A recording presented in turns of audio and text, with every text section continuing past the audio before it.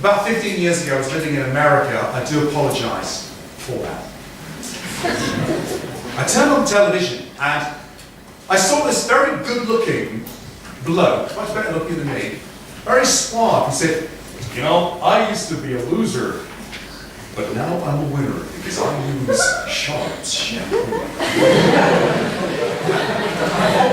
Sharps shampoo. Somehow this shampoo had transformed his life. Robbie Fowler, tough like that, fantastic striker, great sniffer, played for England. He never really did for England what he did for Liverpool, but he was a fabulous player. I'm not going to pop.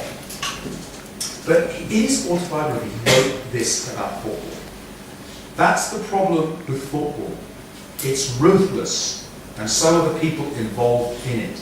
Look at this. You are a commodity, and you can be treated in the most awful manner if they think it can help them in the slightest way. Ironically, Robbie Fowler himself owns 100 small houses, and he makes a huge living from it. And at Anfield, they used to sing a song which went, "We all live in a Robbie Fowler house, Robbie Fowler house." But again, you see, it's the way you live that reveals what you really think. It isn't about what you say you believe, it's about how you actually live. It's the story that has got you by the short and curlies. Russell Brand, again, you've heard of him, but again, he says things that are getting at this idea. I've tried long-term relationships, but I've got a fast-moving internal mechanism. There's a tyranny of choice, endless options. You buy loads of washing machines, cars, jeans. Look at this. Why not consume people in the same way? You consume a chocolate bar, you consume a car. Why not consume a person? This is what we mean by I'm so aware of the status messages which objects convey.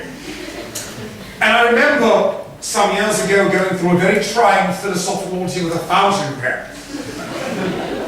Because of the way I see the world, I've always been very anxious to have the very best. The best and simplest table, the best and the simplest chair, the best and simplest watch. And I had identified a particular fountain pen as being bijou.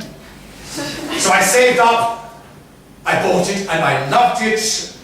My cup was overflowing. Very, very moving story that I added to last year.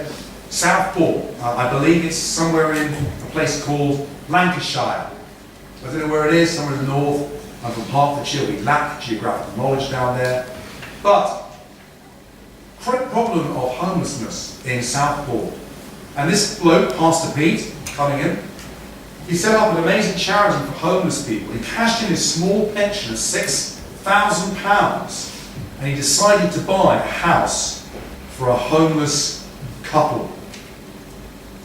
And there he is, look at that beard, that's the kind of beard they sport in Lancashire. In Hertfordshire, we wouldn't be seen dead with that kind of beard. But look at this. 2011, Green Pastures owns £20 million worth of housing, and they care for more than 400 people. And it's just an incredible story. And in 2005, the local authority recognised that there were no longer any long-term rough sleepers in Southport. All this without ever receiving any government grants. It's a vision that's beyond just you and your consumption. I want to say something very positive now about buying things. I believe it's a very good thing to buy something you need. I have no problem with people buying cars or motorbikes or a jacket. That's cool, that's great. There's such a thing as healthy, good consumption. I'm not having a pop at you buying things or enjoying things. That's good. It's part of the creation. We're meant to enjoy the creation. It's part of the biblical narrative. It's good to walk on the earth and to buy a bike. I buy things. I go to shops and I buy them. I'm not having a pop at buying things. Are you with me? What I'm talking about is when we reduce everything to buying and selling. When we reduce life just to the economic. So my question to you is this, the challenge is this. Do you understand this celebrity circus? Are you able to make sense of it? Do you understand the rampant consumerism behind it? And are you living in this story for resisting? I think that's a story, it's a challenge to all of us. I won't say any more, so I want to now end and thank you for inviting me here. Thank you very much indeed for listening to me.